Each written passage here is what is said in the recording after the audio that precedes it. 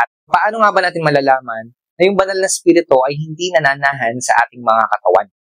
Hi again, it's me, Michael Dollar. Welcome back to my channel.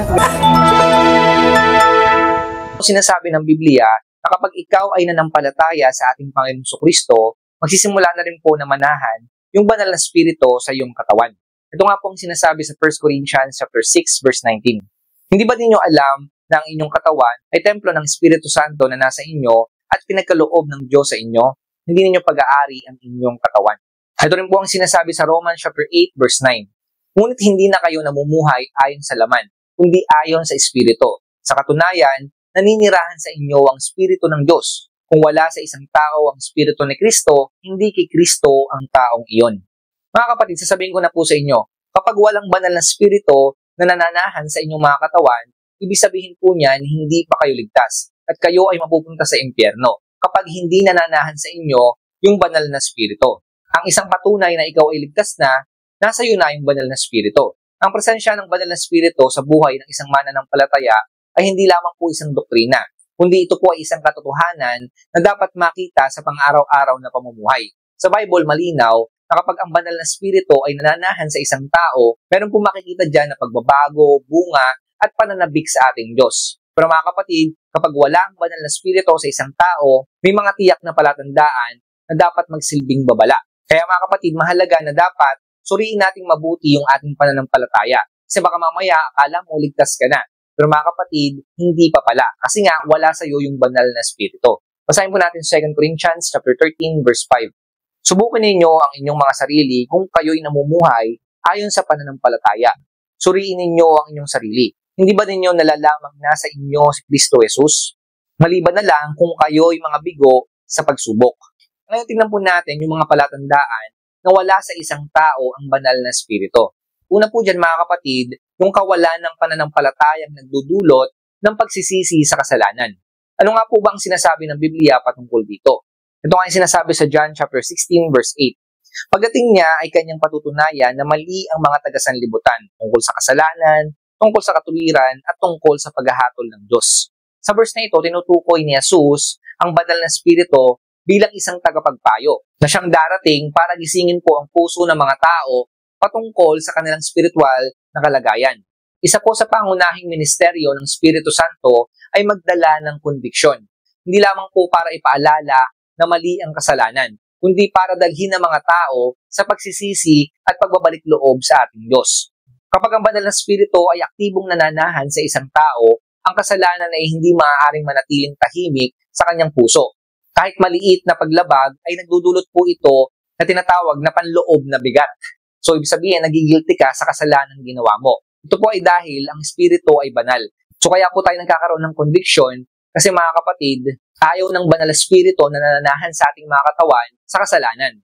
Kung ang isang tao ay patuloy at masayang nabubuhay sa kasalanan, wala siyang guilt, walang pag-aalinlangan at walang pagsisisi, ito po ay indikasyon na yung banal na spirito ay wala o hindi gumagawa sa buhay niya. Pangalawa, kawalan ng pananabik sa Diyos at sa kanyang salita. Basahin natin yung 1 Peter chapter 2 verse 2. Gaya ng sanggol, kayo'y manabik sa dalisay na gatas na espiritual upang lumago kayo tungo sa kaligtasan. Dito po, inihahalin tulad ni Apostol Pedro ang pananabik sa salita ng Diyos sa gutom ng isang sanggol sa gatas. Kapag ang banal na spirito ay nasa isang tao, siya ang nagpapasiklab ng apoy ng pagnanais na makilala ang Diyos sa pamamagitan ng kanyang salita.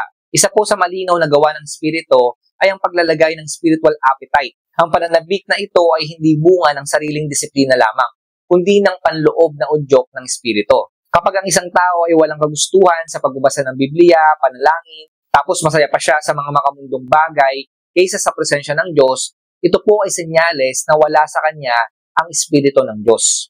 So kung wala kang gana sa pagbabasa ng Biblia, malamang na hindi presensya ng Diyos ang nangingibabaw sa inyo, kundi impluwensya ng laman o ng sanlibutan. Pangatlo, kawalan ng bunga ng Espiritu. Ito po ang sinasabi sa Galatians chapter 5 verse 22 to 23. Subalit ang bunga ng Espiritu ay pag-ibig, kagalakan, kapayapaan, pagtiyaga, kabaitan, kabutihan, katapatan, kahinahunan, at pagpipigil sa sarili. Walang batas laban sa mga ganito.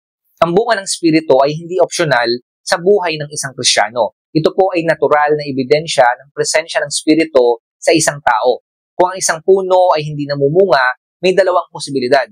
Ito po ay maaaring patay o hindi ito totoo sa sinasabing uri nito. Kapag ang espiritu ay nananahan sa atin, hindi lamang kanyang lilinisin ang ating mga puso, kundi kanyang hinuhubog ang ating mga karakter upang maging katulad ng ating Panginoong Kristo. Ang bunga ng espiritu ay hindi bunga ng sariling pagsisikap, kundi ng kanyang panloob na gawain.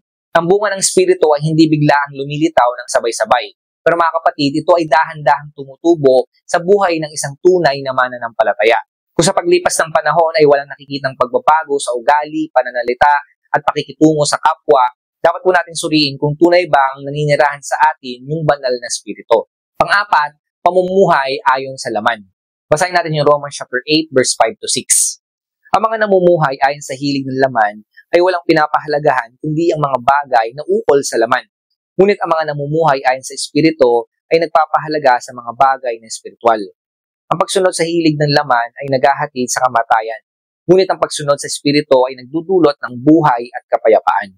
Ang laman po dito ay hindi simpleng tumutukoy sa pisikal na katawan, kundi sa makasalanang kalikasan ng tao na kumukontra sa kalooban ng Diyos. Pag sinabi po namumuhay ayon sa laman, ito po ay nangangahulugan ng mga kagustuhan, pagpapasya at prioridad ng tao ay pinamumunuan ng kasalanan at makamundong hangarin, hindi po ng espiritu. Kapag ang isang tao ay patuloy na pinapairal ang makasalanang pagnanasa at hindi pagpapasakop sa pamumuno ng Diyos, malinaw na hindi ang espiritu ang nangunguna sa kanyang buhay.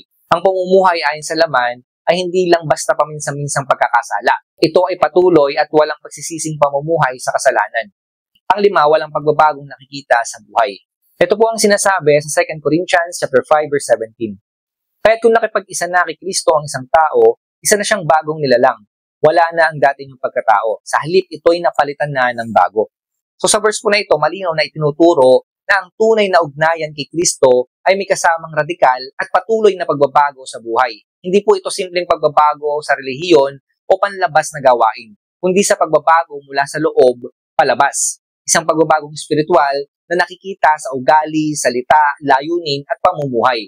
Kung ang isang tao ay tumanggap sa ating Panginoong Kristo, pero taon na ang lumipas at wala pa rin nakikitang pagbabago sa pag-ugali, relasyon at spiritual na interes, ito po ay posibleng tanda na wala sa kanya ang banal na espiritu o hindi pa talaga nangyayari ang tunay na bagong kapanganakan sa kanyang buhay. Ang sabi nga po sa Biblia, ang pananampalatayang walang gawa ay patay. Ang isang pananampalataya na walang bunga ng pagbabago ay maaaring hindi totoo. Hindi po ibig sabihin nito na dapat perpekto ang isang Kristyano. Pero mga kapatid, dapat merong malinaw na direksyon at paglago sa kabanalan. So mga kapatid, hindi agad mababago yung tao matapos niyang tanggapin yung ating Panginoong Kristo. Pero ang gusto nating sabihin dito, sa araw-araw ng kanyang buhay, habang siya ay namumuhay bilang mananampalataya, dapat meron nakikitang pagbabago. At yun po yung ebidensya na nasa kanya yung banal na espiritu. Yan po mga kapatid, yung ilang mga palatandaan na wala sa iyo yung banal na espiritu. Ngayon mga kapatid, ang purpose po ng content na ito ay hindi para takutin kayo, kundi para hikayatin kang lumapit sa Diyos at tumingi po ng panibagong pagpuno ng kanyang banal na espiritu. So kung nakikita mo yung mga palatandaang ito sa sarili mo, yung kawalan ng pagsisisi sa kasalanan, kakulangan ng pananabik sa Diyos, pamumuhay ayon sa laman o walang pagbabago sa buhay, ito na po yung tamang oras o tamang panahon para magsisi ng tunay, lumapit sa Diyos ng buong puso at humiling na siya yung manahan sa iyong puso. Tandaan niyo po mga kapatid na yung banal na espiritu na mananahan sa inyo, siya po yung magdadala ng buhay, liwanag at pagbabago. So huwag niyo po hayaang manatiling patay o manhid ang inyong espiritu. Huwag niyo po hayaan mga kapatid na hindi manahan sa inyo yung banal na espiritu. Maraming magandang mangyayari po sa inyo kapag hinayaan nyo na manahan yung banal na espiritu sa inyong mga buhay. At isa pong magandang mangyayari sa inyo kapag hinayaan nyo na yung banal na espiritu manahan sa inyong buhay, yan po ay magkakaroon kayo ng buhay na walang hanggan.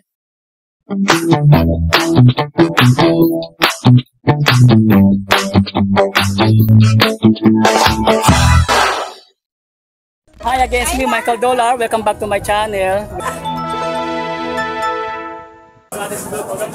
Yeah. Ayun, hanggang dito lang tayo guys. Kung bago pa lang sa aking channel, please like my channel, follow my channel, Michael Dollar sa Facebook, pati sa aking YouTube. Subscribe channel and share kung meron ka natutunan sa ating pagpanood mo sa aking video. So once again, it's me Michael Dollar. God is good all the time. Maraming salamat. Once again, it's Michael Dollar. God bless you all. Tanda po natin lahat na mahal tayo ng Panginoong ito.